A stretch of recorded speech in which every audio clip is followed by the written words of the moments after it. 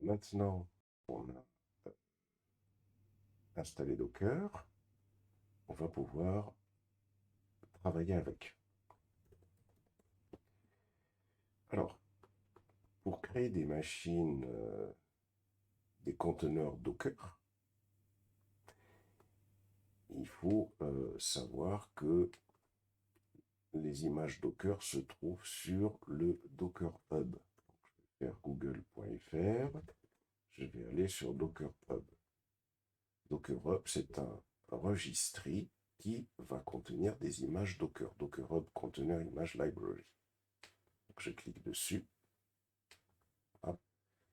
Et là, on va aller sur chercher, par exemple, Ubuntu.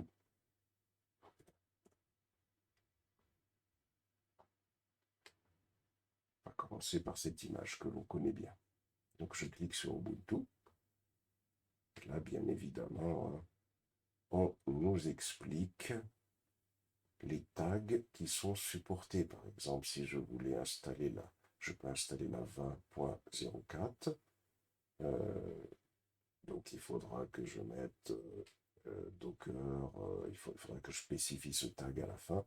La 22.04, c'est la latest. Quand je spécifie rien du tout, il nous installera cette distribution-là.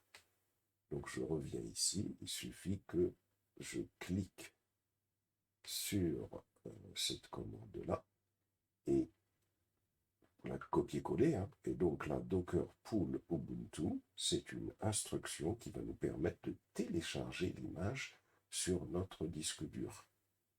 Je reviens ici dans Vagrant, je colle cette instruction Docker Pull Ubuntu pour récupérer cette image et je valide.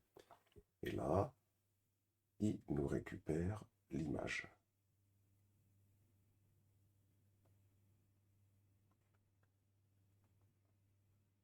Voilà. Une fois qu'il a récupéré cette image, on peut vérifier sur le disque dur qu'elle existe avec la commande Docker image. On voit que l'image existe. On voit que cette image, c'est Ubuntu. Le tag, on voit que c'est la latest, c'est-à-dire que ça va être la 22, c'est ce qu'on a vu plus haut. Ici, on a une idée qui est associée à l'image. Ici, on a la date de création de l'image. Et ici, on a la taille de cette image. Si je veux supprimer cette image, il suffit que je fasse un docker rm. Alors, je vais tout simplement récupérer l'idée de cette image que je colle ici. Alors, c'est docker rmi plutôt. Hein. Docker rmi. Et là, normalement, si je fais un docker image, je constate que l'image n'existe plus. Pour retélécharger cette image, l'instruction, elle est là. Docker pull Ubuntu. Et voilà, je retélécharge mon image.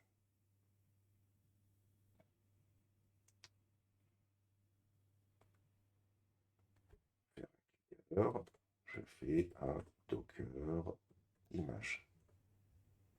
Retournons sur le Docker Hub. Ici, dans cette image Ubuntu, on voit qu'on a d'autres versions. La 20.04, par exemple, ici. Donc là, j'ai la 20.04 que je pourrais télécharger également. On va essayer de le faire. Allez, je viens ici, on va faire Docker pull. Cette fois-ci, c'est toujours Ubuntu, mais cette fois-ci, on va préciser le tag 20.04. Valide.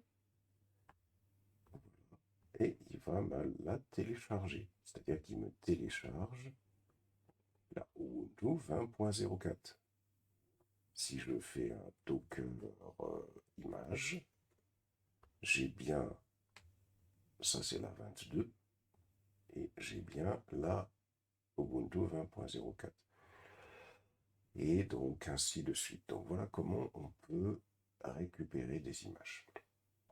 On va tenter maintenant de créer un conteneur à partir de ces images-là. Alors, pour pouvoir créer un conteneur, comment je procède?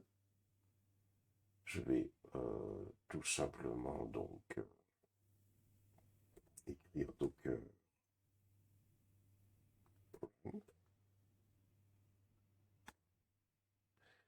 Et une fois que j'ai écrit Docker Run, je vais créer par exemple un conteneur qui aura pour nom -name. Je vais l'appeler compte1. Et ce conteneur, il exécutera cette image Ubuntu, latest, puisque je ne vais pas préciser de tag, donc il s'agira de cette image-là. Voilà. Si je fais un Docker PS,